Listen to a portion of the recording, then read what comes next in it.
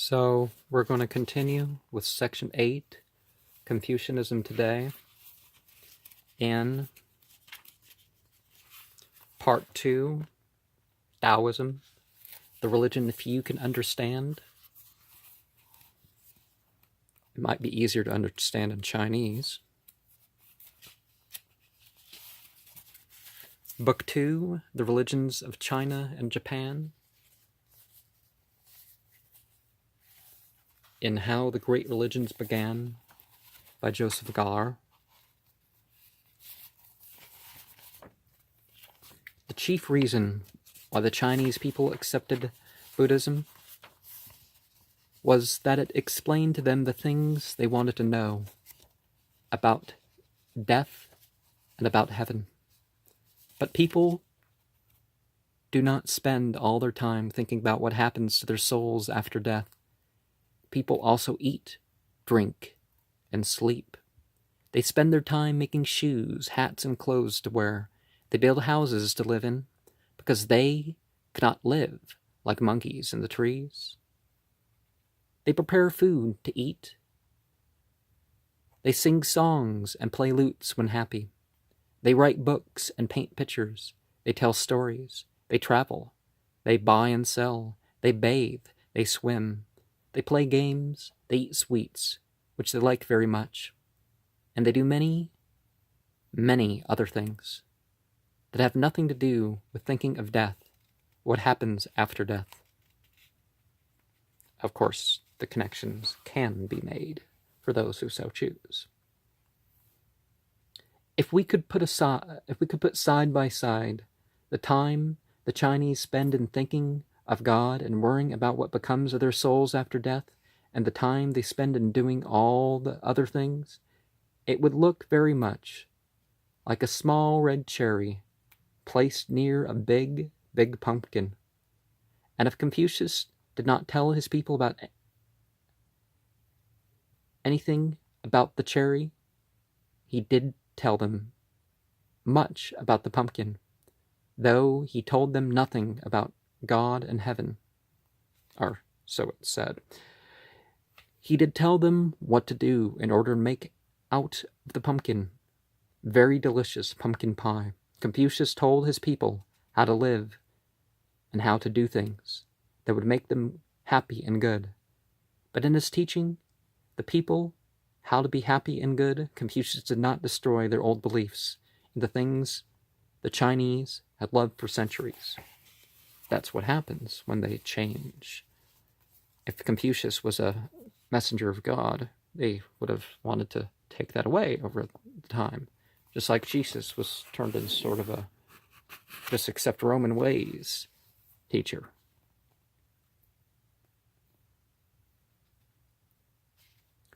Most important of all, he encouraged their belief in ancestor worship.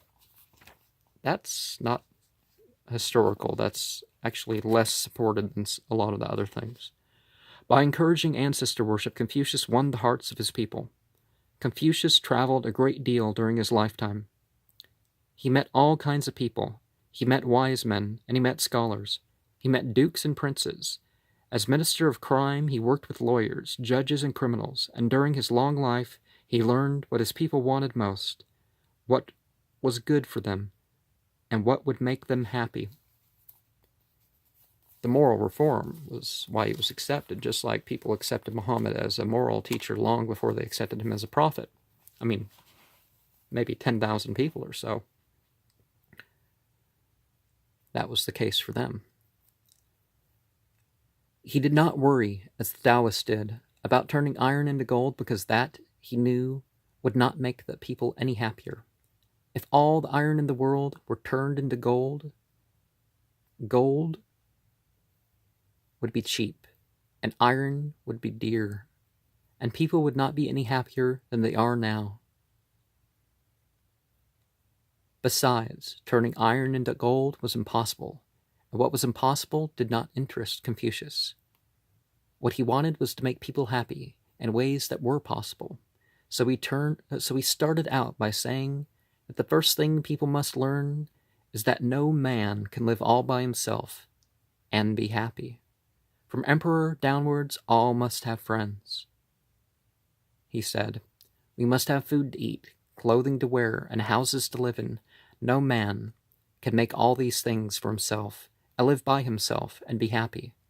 But when people live together, one man makes shoes, another bakes bread, another prepares food, another builds houses, and then they share what they have. The baker bakes bread and gives it to all the people, and they give him in exchange shoes, clothing, and a house.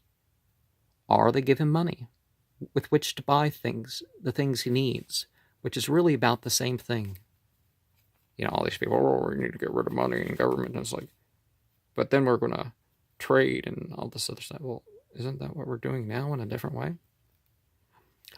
When people live together in that way, they must also have a government to see that each man does something useful for what he receives, and that no man is permitted to take away anything which he does not earn. Each family, Confucius taught, ought to be like a little government. The parents take care of their children and give them a good education, and the children respect and obey their parents and do all they can to make them happy. The duty of children to their parents is one of the Confucius' most important teachings, and is known as Xiao.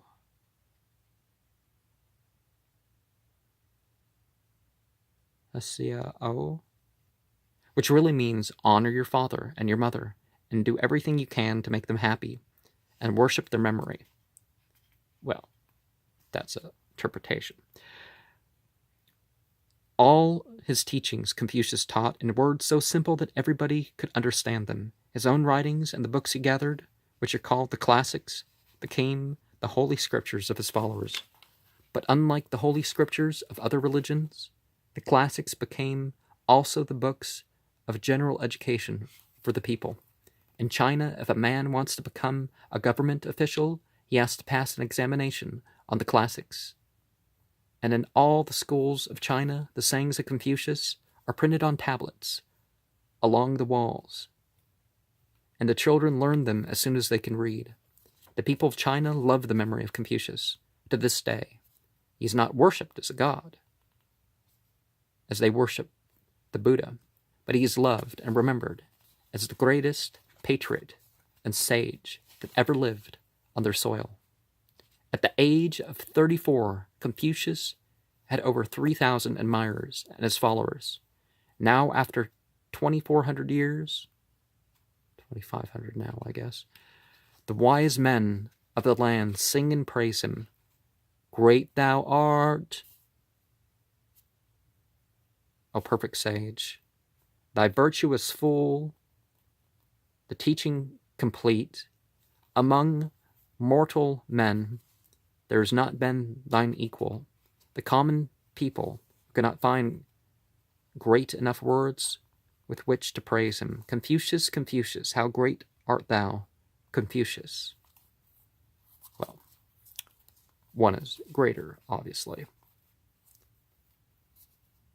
And whether a great teacher or a prophet, one of the things that we must remember is that putting patriotism aside, putting ancestry aside, we're trying to do good for our country, whether it's their ways or not. We're trying to do good for our family and the legacy of those that came before us.